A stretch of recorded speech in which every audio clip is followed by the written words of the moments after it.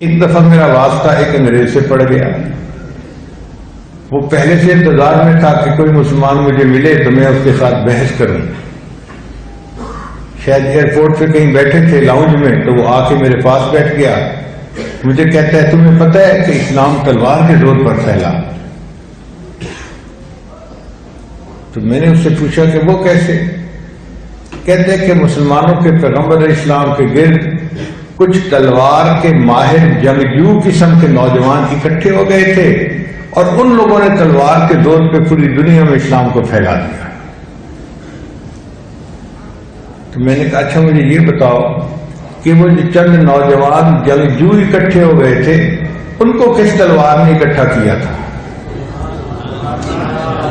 تھوڑی دیر تو سوچتا رہا, پھر کہتے ہیں کہ وہ تو مسلمانوں کے پیغمبر کے اخلاق سے مطمئن ہو کر متاثر ہو کر قریب ہوئے تھے.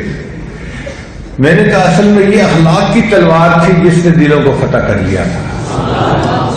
چنانچہ سیدہ شریف اللہ فرماتی ہیں فتحت المدینہ بالاخلاق, نبی علیہ السلام کے اخلاق نے مدینہ کے لوگوں کے دلوں کو فتح کر لیا تھا.